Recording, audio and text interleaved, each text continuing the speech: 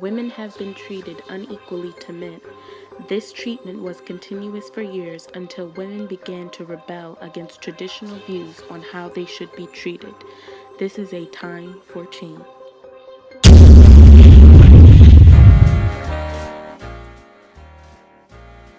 We teach girls to shrink themselves, to make themselves smaller. We say to girls, you can have ambition, but not too much.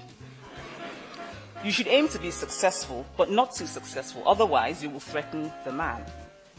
If you are the breadwinner in your relationship with a man, you have to pretend that you're not, especially in public, otherwise you will emasculate him.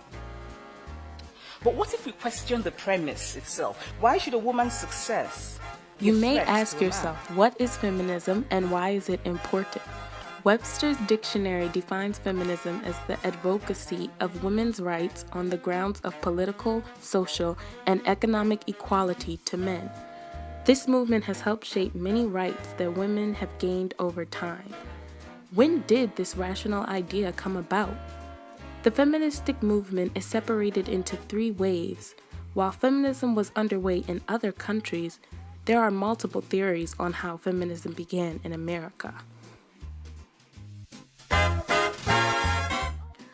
One of the events to start feminism was the Seneca Falls Convention in 1848, which took place because American delegates who were women went to attend an anti-slavery convention in London and were refused seating.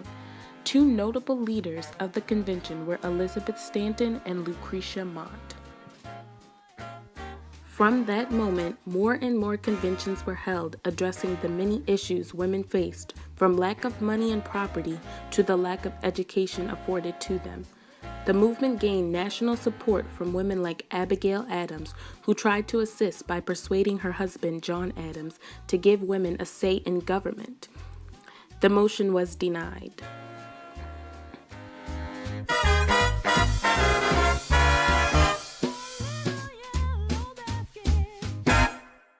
However, in 1866, Elizabeth Stanton and Susan B. Anthony formed the American Equal Rights Association, which served the purpose to end suffrage amongst blacks and women.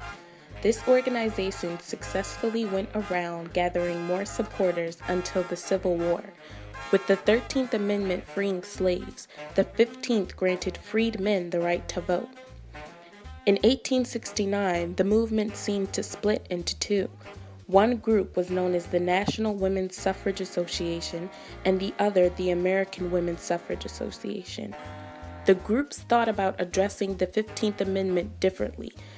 The NWSA were completely against the amendment and wanted to continue pushing for an amendment to allow all people to vote. In 1869, all of the work paid off when a woman from Laramie, Wyoming, named Louisa Ann Swain, was the first ever woman to vote in a general election. Slowly after that, other states followed suit. However, women could not legally vote nationally. In 1920, the 19th Amendment was ratified, allowing women the right to vote. It was introduced 41 years before by Aaron A. Sargent, an advocate in the women's suffrage movement. Many people consider the amendment to be the end of the first wave of feminism. About 40 years later, the second wave of feminism began. Betty Friedan wrote the book The Feminine Mystique, which restarted the movement. Some also say Gloria Stenem's journal on Playboy lifestyle and treatment also started the second wave. The second wave focused a lot on reproductive rights, federal daycares, and equal pay. As time went by, the movement had many laws made, like the Equal Pay Act of 1963, which was supposed to grant women the same pay as men. In the Supreme Court, Griswold v. Connecticut became a huge reproductive rights win. The case granted birth control to married couples. The movement became even more united with the founding of the National Organization for Women in 1966, the first president being Betty Friedan. Ms. Steiner, may I ask you a question? You made a speech before the National Press Club this year, and you said, and I quote, "Women are not taken seriously. We are undervalued, ridiculed, or ignored by a society which consciously and unconsciously assumes that the white male is the standard and the norm." Now, what's your explanation for this serious state of affairs in view of the fact that males are at least virtually controlled and dominated by women from birth to puberty and often beyond that? Why haven't you done a better job if you're as smart as you say you are?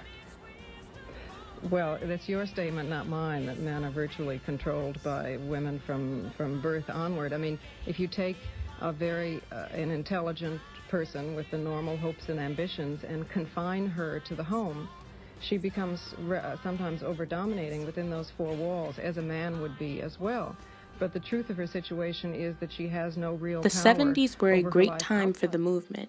In 1972, a Supreme Court case helped make it legal for unmarried people to purchase birth control. Title IX of the Education Amendments made it illegal to discriminate women in public schools and colleges. The Supreme Court case Roe v. Wade in 1973 made abortion legal. The Equal Credit Opportunity Act in 1974 allowed women to purchase credit cards, and the Fair Housing Act allowed women to purchase homes without being discriminated against. An issue that still to this day women fight for is national daycares. The second wave of feminism is said to have ended in the 1980s with the feminist sex wars. Groups split over decisions on pornography. In my opinion, the other half of the revolution, the other half of women's liberation movement is the boys in my country and in yours wearing their hair long, and those boys who are wearing their hair long are saying no to the masculine mystique. They are saying no to that brutal, sadistic, tight-lipped, crew-cut, Prussian, big muscle, Ernest Hemingway, kill bears when there are no bears to kill, and napalm all the children in Vietnam and Cambodia. The time we live in is known as the third wave of feminism. In the early 1990s, Anita Hill, an attorney, accused Clarence Thomas, a Supreme Court justice, of sexual harassment. She lost the case. In retaliation to the decision, Rebecca Walker wrote an article about becoming the third wave. This is known as the start of the third wave of feminism.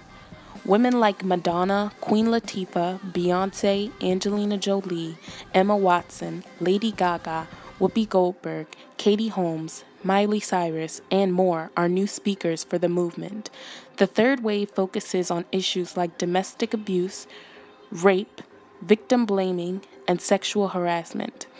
Without feminism, our world for women would be very bleak.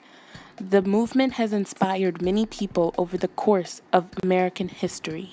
It continues to inspire every day.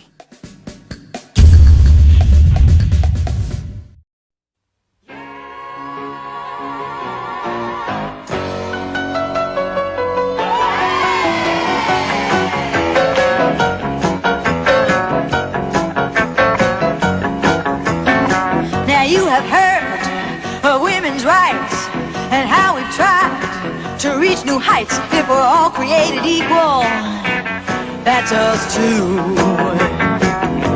Yeah, but you will probably not recall that it's not been too long at all since we even had the right to cast a vote. Well, sure, some men bow down and call dismissal. Yeah. Let us hang the wash out and wash the dishes. But when the time rolls around to elect a president, what did they say, sister? What did they say? They said,